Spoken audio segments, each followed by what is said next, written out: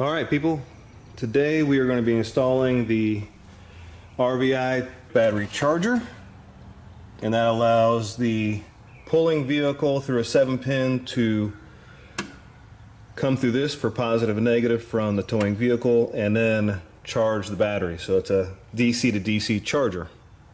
That way if you're towing or whatever and you have your brakes in the vehicle, your battery doesn't deplete and then possibly lose brakes and you're towed. The second piece we're going to be installing is our wireless breakaway adapter.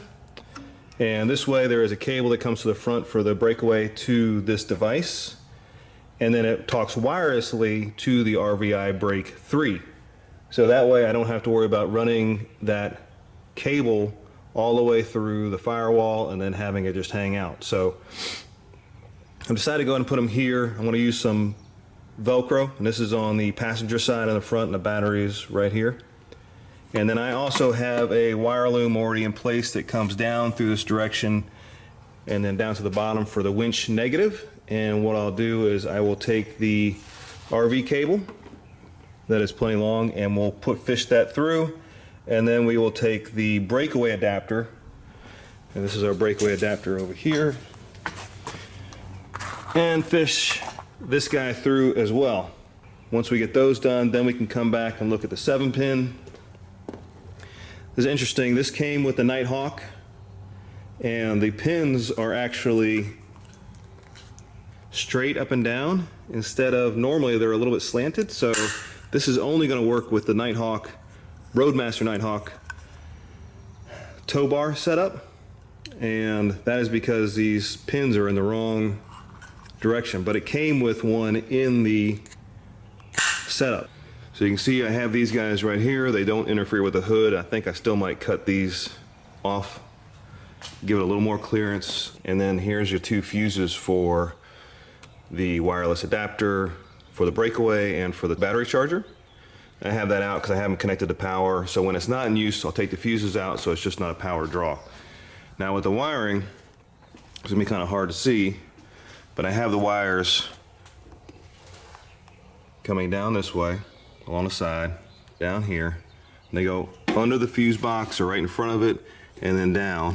I actually brought them out of the front fender on this side and then over and above the frame up to the front, and then right about where they hit the winch, the charge cable and the breakaway switch drop down, and I'm going to wire those up here in a second. But I did it this way because where I initially had it coming up on the inside of the frame, there was only room enough for one of these conduits. They're about 3/4 of an inch, and I could not get the other one through. And another reason I did it as well is that well, I can't really show you because you won't see it, but on the inside right up in here we have the radiator and the hoses, and I thought that might be too much heat, so I actually redid the positive wire on the outside too. Initially it was just the negative for the winch and the breakaway and towed charger cables, but I went ahead and moved the positive over as well, just to keep it away from that heat, if there is any. I mean, there's got to be some from that radiator. We're going to go ahead and put this skid plate back on. I did cut a hole, and we have the 2 holes for that. That's going to be right in the front, and then for the breakaway it's going to be right underneath there, and I'll show that after I get it in. So I just want to make an extra note of this so that when you guys are wiring this up, if you're using the Nighthawk, this is for the Roadmaster Nighthawk only, they give you a plug, and you'll notice inside that it is round plugs instead of like your normal pins.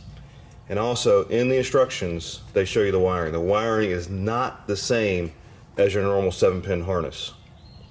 So on this, when you wire this up and you want to wire the positive and negative, your positive is actually this middle pin, and then your negative is, if you're looking at it this way, pin number 4 over here, or in their case I guess they call it 5.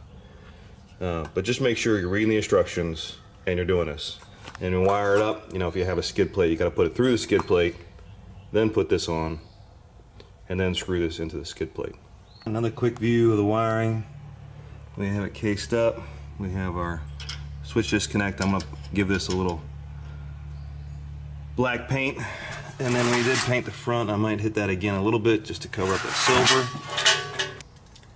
So two things to note with the Breakaway and with the Power. One, when I first put this through and started putting it together, and actually I wired it on the back end here on this plug, I forgot the rubber boot on the back side. So don't forget to put the wire through that before you start wiring it up. And then two, with this guy, I actually pinched the wires up through the skid plate here. Probably not the best idea. It's just a curt disconnect switch, so it could easily be replaced, I think. I guess you'd have to figure out beforehand, because what happened was I couldn't cut a hole to fit this through, or I didn't want to, and I'd already wired up to the front into the engine compartment, and I didn't want to pull it all the way out of those wire looms after I spent hours working on them yesterday, so I just pinched it in there. I would like for it to sit a little bit further back, but that's really the best mounting point for me. And I could have put it over here near the side, the toe loops, but I didn't want to put it close to the toe loops. Okay, now we're all done. These guys are going to stay in here. Since I won't need these, what I'm going to do is pull these two fuses so they're not in use. Now, one thing I didn't mention that I have as well is I need a 12-volt cigarette lighter to be active all the time.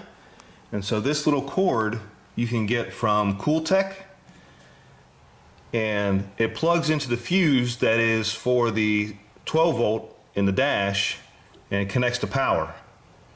And that gives you 12 volts all the time, off or on. One thing to remember that I forgot was that once you take that fuse out, it doesn't come with a fuse, so you have to put it in here. Ta-da. But that gives you 12 volt all the time to the RVI brake. The charger keeps it charged through the front, through the RV, and you have the Breakaway adapter. And I did not test the Breakaway adapter. That's one more thing I need to do. Connect it all up, pull the emergency disconnect brake, and verify that the RVI brake engages. Thanks for watching.